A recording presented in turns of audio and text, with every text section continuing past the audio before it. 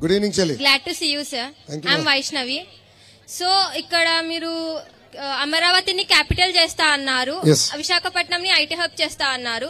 What about Kurnool sir? Kurnool, very good question. Kurnool will be the horticulture hub for the world. Number 1. Renewable energy పెద్ద ఎత్తున మేము ప్రోత్సహిస్తాం. Number 2. మూడోది వచ్చేగల cement ఫ్యాక్టరీలు కూడా ఎక్కువ తీసుకురావచ్చు. Number 3. Mega seed park we will start. Jain irrigation project ఏదైతే pending పడిందో అది వీఆర్ గోయింగ్ టు స్టార్ట్.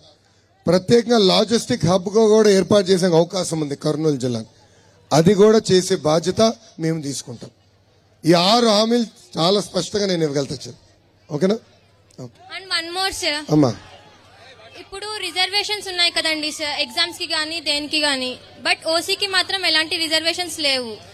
ఏవైనా ఉన్న వాళ్ళకి తీయకుండా లేని వాళ్ళకి ఏవైనా సొల్యూషన్స్ ఏమైనా తీసుకురాగలరా?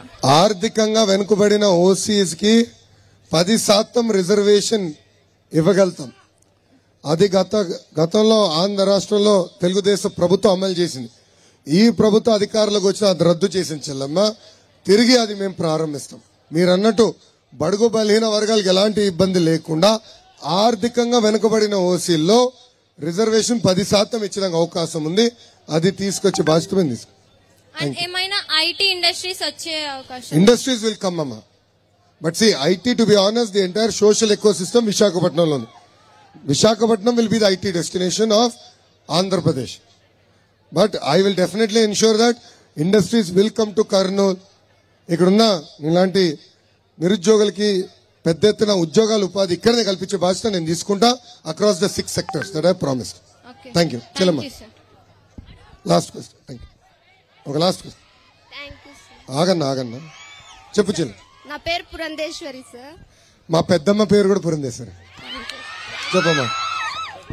2020లో కోవిడ్ వచ్చింది కదా సార్, చాలా కంగారు పడకుండా చెప్పమ్మా.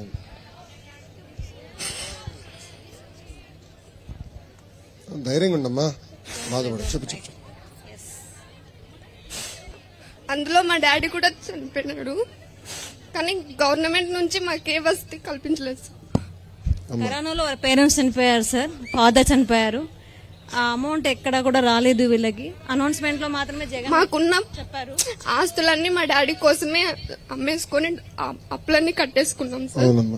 కానీ మా అమ్మకి 2 కూతురు, నేను మా చెల్లెలి. మా అమ్మ నా కోసం సగం కట్టేసింది సార్. ఇప్పుడు నా చెల్లెలు 2nd ఇయర్ అయిపోయింది సార్. దానికి ఎక్కడ చదివిల్లో మా అమ్మకి ఏం తెలియడం లేదు సార్. 1 నెల ఓపిక పట్టమ్మా. 1 month. అదొక్క హెల్ప్ చేయండి. 1 month అమ్మా. School fee reimbursement we will implement in full spirit. మిమ్మల్నే కాదు, మీ చెల్లిని కూడా చదివించే బాధ్యత తెలుగుదేశం జనసేన ప్రభుత్వం తీసుకుంటుంది. ఓకేనా? తీసుకోండి. ఇప్పుడు వేదిక పైకి నంద్యాల్ తెలుగుదేశం జనసేన పార్టీ ఎమ్మెల్యే అభ్యర్థిగా పోటీ చేస్తున్న ఫరూక్ గారిని, అదే విధంగా ఎంపీ అభ్యర్థిగా పోటీ చేస్తున్న బైరెడ్డి శబరిని వేదిక పైకి రావాల్సిందిగా నేను కోరుతున్నా.